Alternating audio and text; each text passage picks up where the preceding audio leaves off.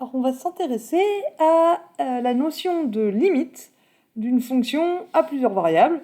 Donc on va regarder la fonction x4 sur x2 plus y2 et on veut montrer que sa limite quand xy tend vers 0, 0, c'est 0 avec la définition d'une limite. Alors c'est quoi la définition d'une limite? Intuitivement,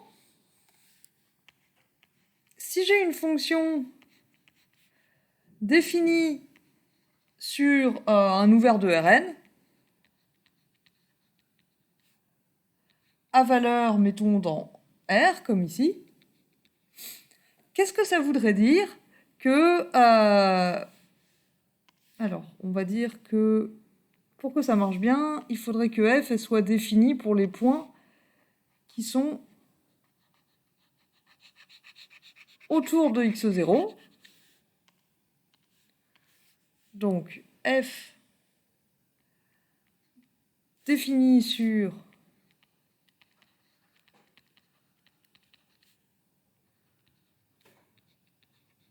une petite boule autour de 0, mais autour de x0, comme c'est un vecteur de Rn, je vais plutôt l'appeler u0. Privé de u0. Donc on imagine ici dans Rn, bon évidemment quand je fais un dessin c'est dans R2, mais on a un point u0 ici, et on suppose que la fonction f, elle est définie, alors elle n'est peut-être pas définie en u0, mais en tout cas elle est définie sur tous les points qui sont autour,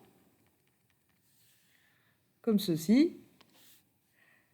Voilà, on va supposer que f, elle est définie sur la partie en orange ici, mais pas forcément en u0. Et la question qu'on se pose, du coup, c'est la même question que dans R. Que devient f quand on se rapproche de u0? Donc ici, on a des vecteurs u, on peut calculer f de u.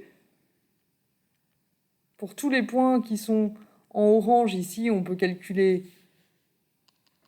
Alors ici, c'est u qui est représenté. On peut calculer f de u. Et la question, c'est si je rapproche u de u0, qu'est-ce qu'a fait f? C'est ça la question. Et alors, à la différence de... Donc, quand on fait ça dans R, on a un point x0, et si on a une fonction f qui n'est pas définie en x0, mais qui est définie à gauche et à droite de x0, ben on peut se demander quelle est la limite de f quand x tend vers x0, et il faut qu'il y ait une limite à gauche, il y ait une limite à droite, et ce soit la même. Donc, soit on calcule directement la limite parce qu'on s'aperçoit que ça change rien si on arrive par la gauche ou par la droite, soit on sépare limite à gauche, limite à droite, et il faut qu'on vérifie que c'est bien la même limite. Dans Rn, et donc déjà dans R2, ici sur mon dessin, c'est beaucoup plus compliqué, parce que comme vous voyez avec les petites flèches oranges ici, on peut arriver vers U0 par la gauche et par la droite, mais aussi par le haut, par le bas, ou alors un peu en diagonale, comme ça, voire même on pourrait se rapprocher de U0 en faisant une sorte de spirale autour de U0, comme ça, en se rapprochant. Et là, il va se passer quelque chose de différent que si on arrivait juste par la gauche ou par la droite, peut-être. Donc il faut en fait s'assurer que, quelle que soit la direction par laquelle on approche, la limite soit la même. Et on va pas énumérer toutes les directions, toutes les façons de se rapprocher de U0, il y en a une infinité. Donc ce qu'on va faire, c'est que on va dire que la limite quand u tend vers u0 de f de u, c'est une certaine valeur L, donc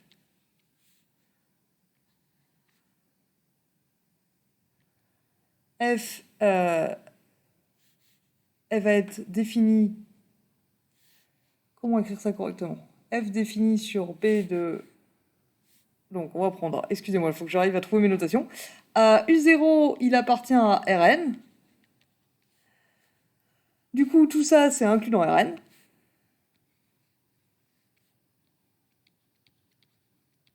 Et on va supposer que f, elle est définie sur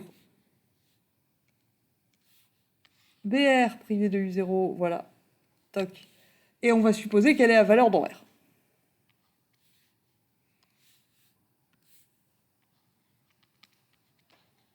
Alors elle a le droit d'être définie sur un ensemble plus grand, Elle a le droit d'être définie sur quasiment tout le monde sauf U0, par exemple. Et on va dire que la limite de f de u, c'est L quand u se rapproche de U0, si, du moment que la distance entre u et U0 est petite, donc la distance dans Rn, on la calcule avec la norme euclidienne typiquement. Si la distance entre u et U0 est petite, et puis positive, il ne faut pas que u soit égal à U0, dans ce cas-là, f de u, les valeurs de f de u deviennent proches de L. Donc il faut que, quand je rapproche u de U0, f de u devienne aussi près de L qu'on veut. On peut rapprocher f de u de L aussi près qu'on veut en rapprochant u de U0. Autrement dit, si je choisis n'importe quel écart epsilon positif, il faut que j'arrive à me trouver dans un petit intervalle autour de L de largeur epsilon, du moment que u est suffisamment proche de U0, c'est-à-dire du moment que la distance entre u et U0 est plus petite qu'un certain delta. Du coup, ça ressemble beaucoup à la définition de limite que vous connaissez déjà pour les fonctions réelles. C'est juste qu'ici, on calcule non pas la valeur absolue de u moins U0, qui dépend juste du signe de u moins U0, on calcule la norme de u moins U0, et la norme de u moins U0, c'est la distance entre u et U0, quelle que soit la direction. Et donc c'est cette définition-là qu'on nous demande d'utiliser ici, dans le cas particulier de la fonction x4 sur x2 plus y2, avec ici u0, c'est 0. Et on nous demande de montrer que la limite c'est L, et L ici c'est 0. Donc ici, on est dans R2. F de xy, c'est x4 sur x2 plus y2. Elle est définie elle est définie du moment que x2 plus y2 c'est non nul. Et pour ça, il suffit que xy soit pas 0, 0. Donc elle est définie sur R2 privé de 0, 0.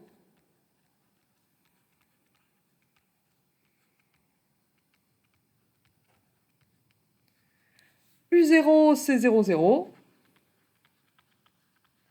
Et la limite qu'on doit obtenir, c'est 0. Alors, appliquons la définition.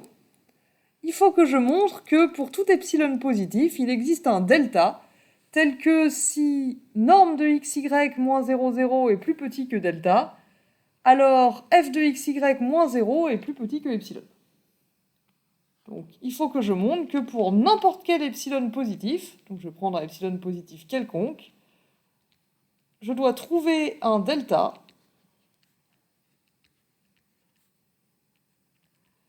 tel que si je prends un xy dans R2, tel que 0 inférieur à, donc, par analogie je vais l'appeler U, si la norme de U moins 0, 0 est plus petite que delta,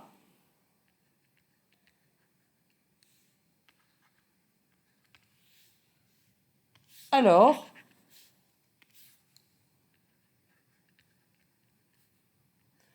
valeur absolue de f de u, moins 0, ça doit être plus petit que epsilon. Donc je veux majorer valeur absolue de f de u moins 0 par epsilon quand u est suffisamment proche de delta. Alors allons-y, il faut que j'essaye de majorer ce truc-là. À la fin, c'est ça qu'on doit obtenir. F de u moins 0, le moins 0, il sert à rien. Quand je fais moins 0, ça fait juste f de u. Donc je calcule valeur absolue de f de xy. Et f de xy, c'est x4 sur x2 plus y2, donc c'est positif. On peut donc enlever les valeurs absolues. Et il faut que j'arrive à montrer que ça, quand norme de u-0, 0 est suffisamment petit, il faut que ça, ce soit petit. Alors d'un autre côté, lui, c'est qui ? Lui, en fait, c'est norme de u. Et la norme de U, la norme euclidienne de U, du coup, c'est racine de x2 plus y2. Donc j'aimerais bien montrer que si racine de x2 plus y2 est petit, alors x4 sur x2 plus y2 est est aussi petit que je veux. Pas encore plus petit forcément, mais il faut que j'arrive à majorer x4 sur x2 plus y2 en fonction de racine de x2 plus y2. Alors ça n'a pas l'air évident parce que le x2 plus y2 ici il est au dénominateur, donc quand racine de x2 plus y2 devient petit, x2 plus y2 il devient petit aussi, et du coup on divise par un truc petit, ce qui a tendance à donner un truc grand. D'un autre côté, on a quand même un x4 au numérateur, et x4, quand xy devient tout petit, il va devenir tout petit. Alors, comment est-ce que je vais pouvoir écrire ça? En fait, je préférais avoir du x2 plus y2 ou du racine de x2 plus y2 au dénominateur, si possible, au numérateur, si possible. Alors, pour avoir ça, ce que je vais remarquer, c'est que, là vous n'allez pas être sidéré, mais x4, en fait, c'est x2 fois x2.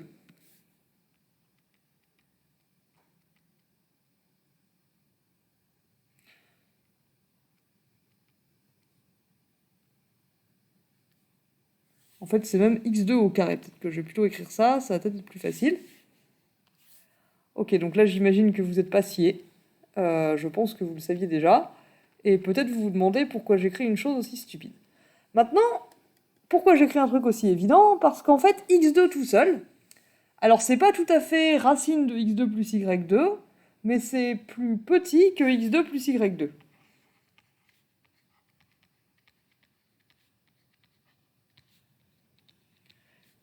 Pour tout x dans R, pour tout y dans R, je sais pas qui c'est x, je sais pas qui c'est y, mais x2 c'est forcément plus petit que x2 plus y2, puisque y2 est positif. Du coup, x2 au carré, donc x4, il est plus petit, la fonction x au carré, la fonction carré, elle est croissante, donc x2 au carré, c'est plus petit que x2 plus y2 au carré. Du coup, f de u moins 0, là, en valeur absolue, le truc que je dois majorer, par epsilon, il est plus petit que x2 plus y2 au carré, divisé par x2 plus y2.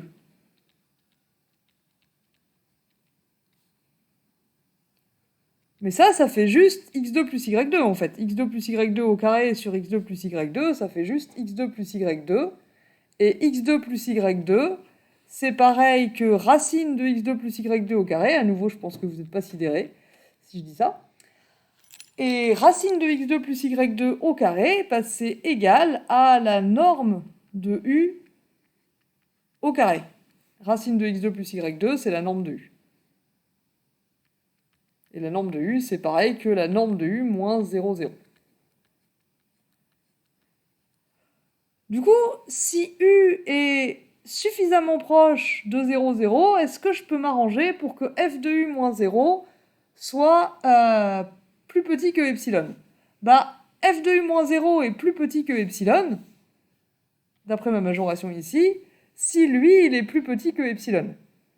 Et pour que lui soit plus petit que epsilon, il suffit que la norme de u moins 0, 0, elle soit plus petite que racine de epsilon. Donc si la norme de u moins 0, 0, je suis d'accord que le moins 0, 0 il sert à rien, c'est juste pour faire une analogie avec la définition. Si norme de u moins 0, 0 est plus petit que racine de epsilon, alors lui, il est plus petit que epsilon.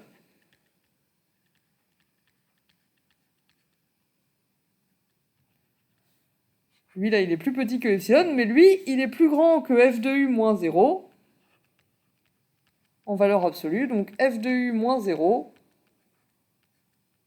est plus petit que epsilon. Et nous, ce qu'on cherchait, c'est un delta tel que si norme de u moins 0, 0 est plus petit que delta, alors f de u moins 0 est plus petit que epsilon. Donc à ce stade, on s'aperçoit qu'il suffit de prendre delta égale racine de epsilon.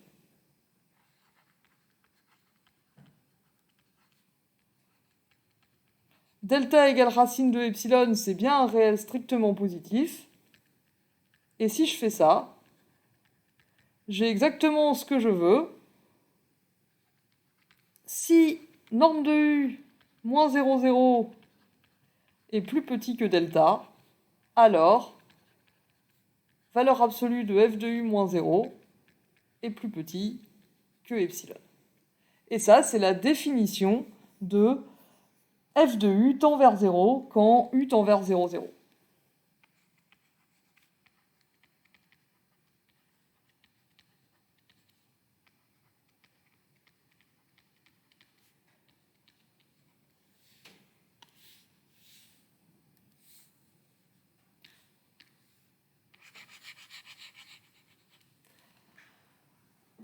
Donc on a bien montré avec la définition que la limite de cette fonction en 0, 0, c'était 0.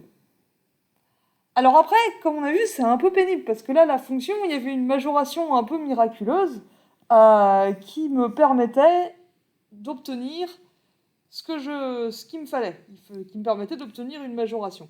Mais ce qui a tout fait marcher, c'est qu'à la fin, il y avait cette simplification ici. Autrement dit, heureusement que le dénominateur, c'était x2 plus y2, et que du coup, si je majore par x2 plus y2 au carré, bah, le numérateur, bah, ça se simplifie.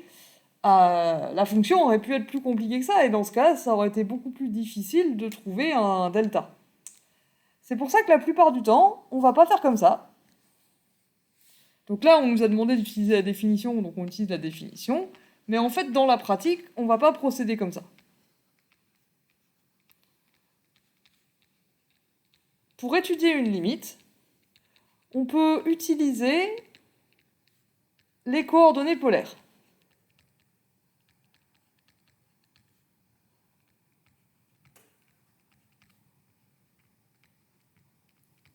Parce qu'en fait, ce qu'il nous faut pour étudier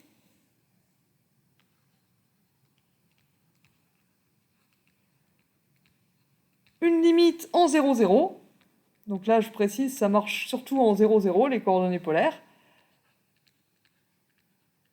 Pour étudier une limite en 0, 0, en fait, ce qu'on a vu, c'est qu'il fallait voir ce qui se passe quand la distance entre U et 0, 0 devient petite, que devient f de U. Mais la distance entre U et 0, 0, quand on est dans R2 avec les coordonnées polaires, la distance entre U et 0, 0, c'est R.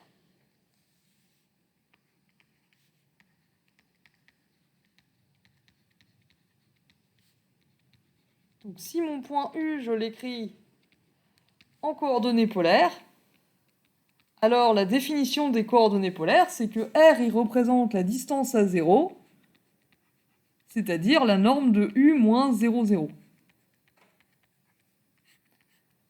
Du coup, moi, ce que je veux savoir, c'est qu'est-ce qui se passe quand R tend vers 0, en fait. Quand U moins 0, 0 en norme, ça devient petit, ça revient à dire R tend vers 0. Donc, on peut calculer F en coordonnées polaires.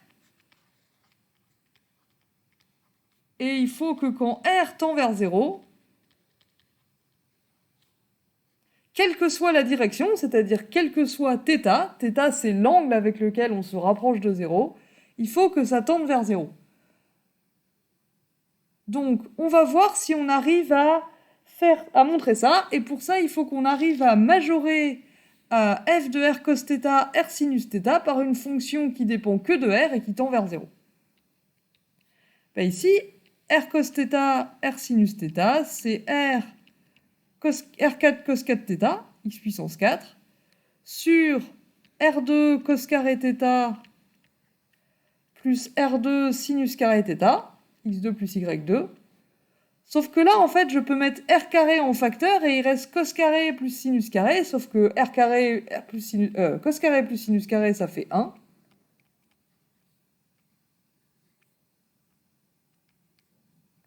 Donc en fait, il reste que r au carré.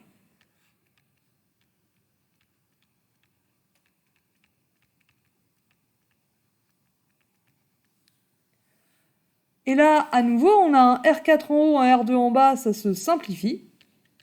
Donc il reste R carré cos 4 θ.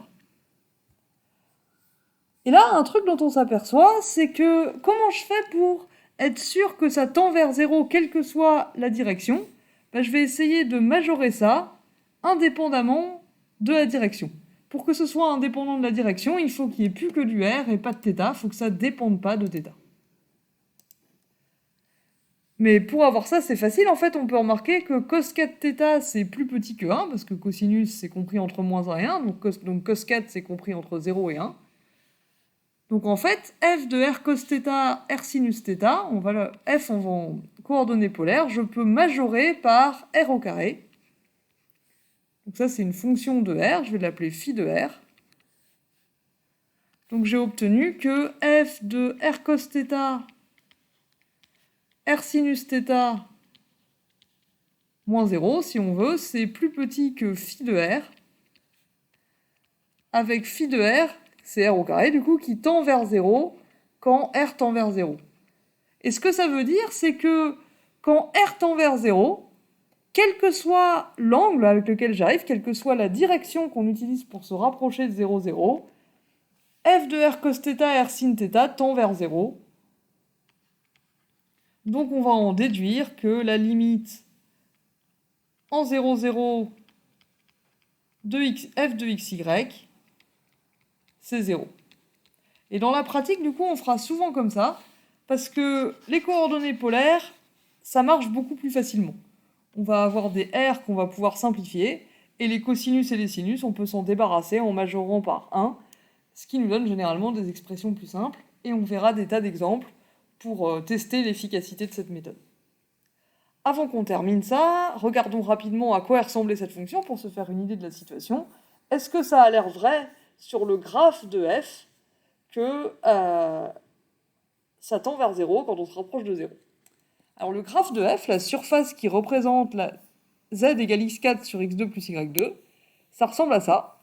Et donc la question c'est, si je suis cette surface et que je me rapproche, si xy se rapproche de 0, 0, est-ce que le point correspondant sur la surface, il se rapproche de z égale 0? Ça a l'air, hein, quelle que soit la direction par laquelle je me rapproche, donc si xy se rapproche de 0, 0, on a effectivement l'impression que, quelle que soit la direction par laquelle j'arrive, f de xy va s'aplatir, la coordonnée z va devenir nulle.